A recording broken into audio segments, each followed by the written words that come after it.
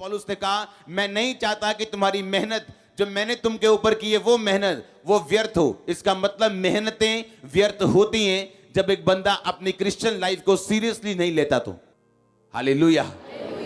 तो आपने सोचना है कितनी प्रेयर लाइफ थी मेरी और अब कितनी, कितनी फास्टिंग थी मेरी और अब कितनी, मेरी पवित्रता का लेवल पहले क्या था और अब क्या है। क्योंकि जैसे ही आपकी लाइफ ऊपर की ओर जाएगी, बाइबल कहती मेरे राज्य में, मेरे मार्ग में तुझे उत्तम पदार्थ मिलेंगे।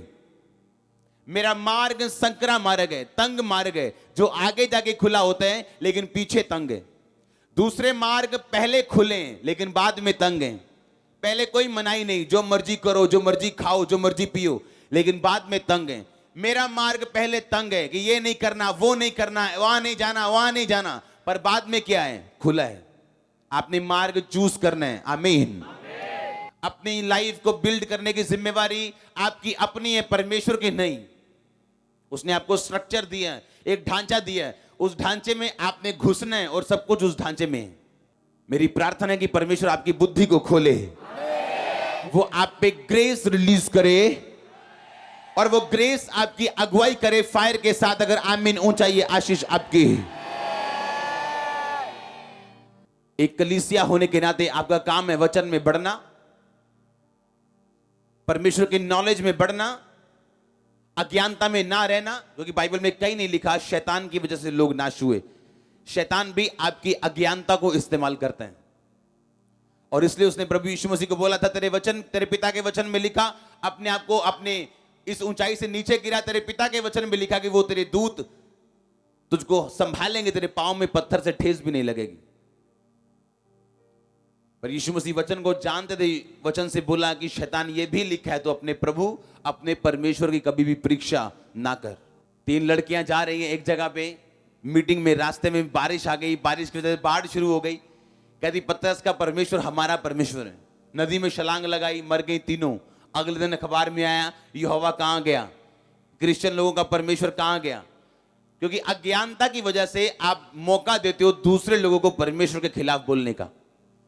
कहां लिखा पतरस ने अपनी मर्जी से पानी पे छलांग मारी और पानी पे चला। उसने कहा था, प्रभु अगर तू चाहे तो मैं पानी पे चलूंगा, तू मुझे आज्ञा दे, तेरा वर्ड मुझे चाहिए पानी पे चलने के लिए। जब तक तू बोलेगा नहीं मैं चल नहीं सकता, तू बोल के बता मैं आऊं कि ना आऊं। परमेश्वर ने कहा आजा। ये फर्क था पतरस में और उन तीनों लड़कियों में।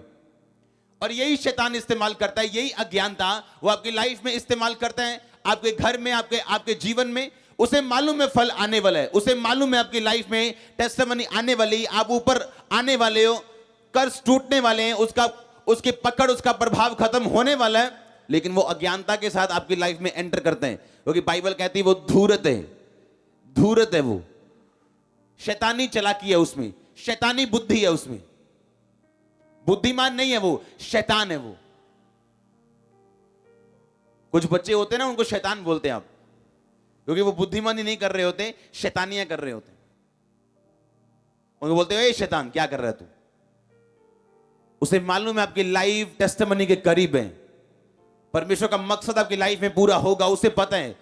और इसी अज्ञानता की वजह से वो आपकी लाइफ में एंटर करते हैं। एक बात हमेशा याद रखो, वचन सुनो, टेस्टिमनी सुनो, चर्च अटेंड करो, लेकिन घर में बाइबल पढ़ना और प्रार्थना करना ये आपकी जिंदगी से अलग नहीं होना चाहिए। ये मेन स्तंभ है, ये मेन पिलर है आपकी क्रिश्चियन लाइफ के। आपकी मिनिस्ट्री बढ़े, लोगों की मिनिस्ट्री बढ़ जाती, इतनी बढ़ जाती कि परमेश्वर चला जाता है मिनिस्ट्री से। क्योंकि पास्टर इतना बिजी हो गया 24 आवर लोगों में।